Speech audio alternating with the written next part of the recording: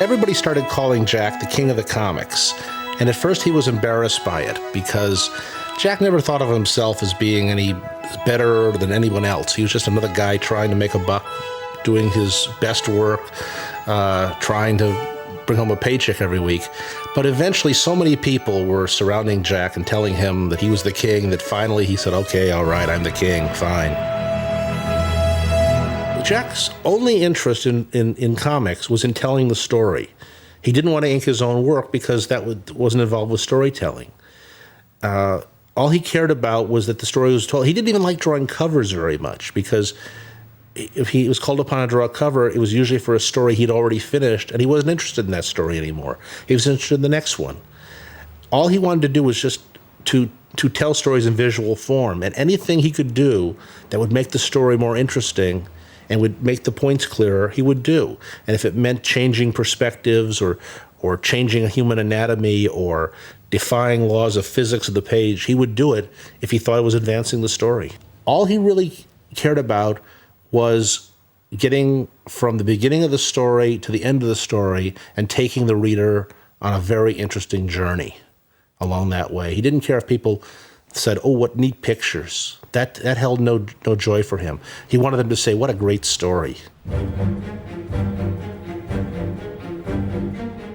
And he believed in impact. He believed in jolting the reader. He believed in making an impact of reaching out of the page and grabbing the reader and shaking him by the collar and slapping him upside the head. That's why he had so many characters leaping out. He did these forced perspectives because he just wanted to express what he was feeling and have you as the reader feel it as well. To Jack, he was doing an opera. He was doing a story that was larger than life, where everybody was singing Rigoletto the whole time.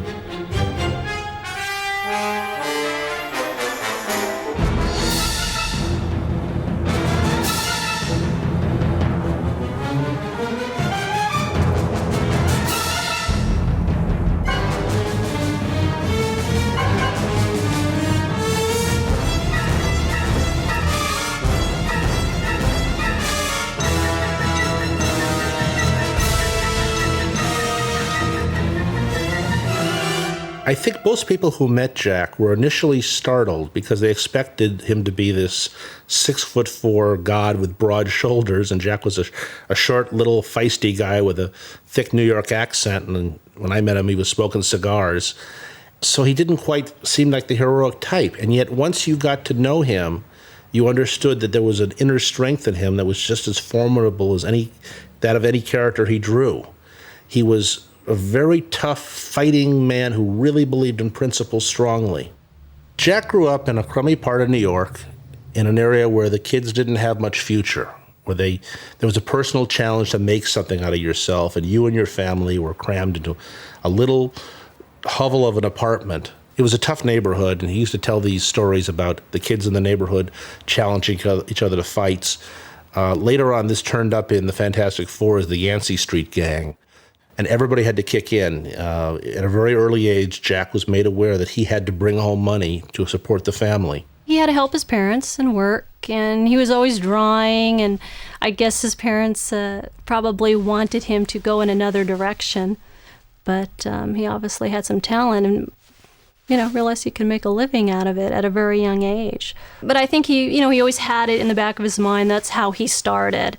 And I think that's what kind of, kept him, as humble as he was, too, because he started, he worked his way up and he worked really hard. So, that definitely has a big influence on you.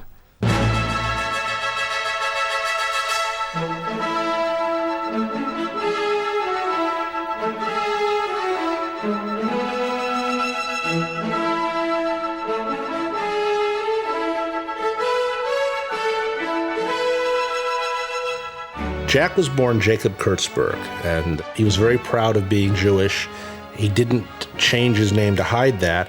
It was just that when he started out in the business, everybody was putting pseudonyms on their work, and he signed all his early stories with different names.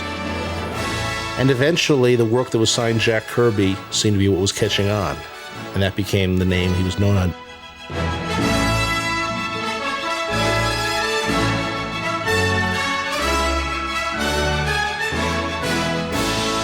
Everybody says Jack was one of the fastest artists in the business, and that was true.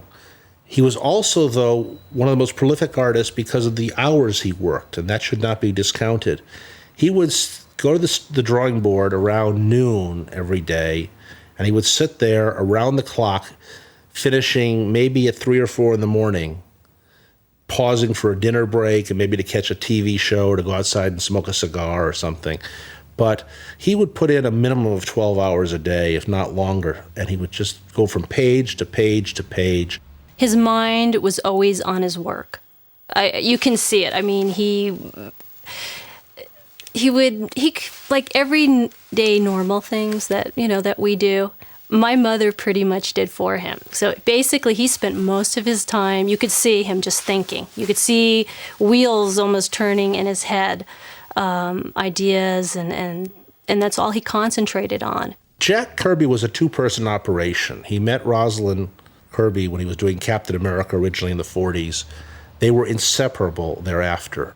She was his protector, his chauffeur, his confidant, his advisor. She also took him away from the board. She used to tell these stories of how in the early days of Marvel, when Jack was drawing 5 books a month, which is not humanly possible, she would wake up at 7 in the morning and realize Jack had never joined her in bed. And she would go into shuffle into the room where he was drawing and drag him physically away from the board and say, "You've got to sleep. You must sleep." And she would tuck him into bed, go to sleep, and she'd wake up around 10 or 11 and find that Jack was back at the drawing board.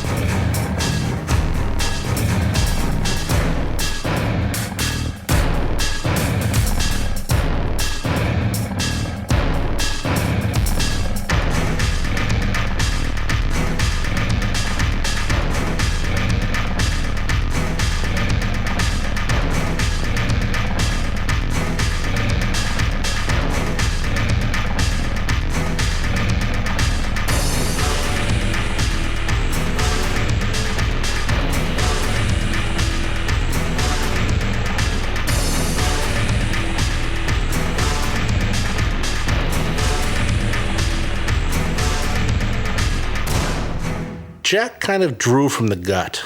He didn't really philosophize much before he sat down and did his work. If you said to him, draw a Western, he would just sit down and start drawing a Western. If you said to him, draw a superhero story, he'd sit down and start drawing a superhero story without a lot of premeditation. But he worked a lot like an improvisational actor who has all these experiences and he assembles them on the fly without really being conscious of what he's doing. It just comes out. It's all created at once.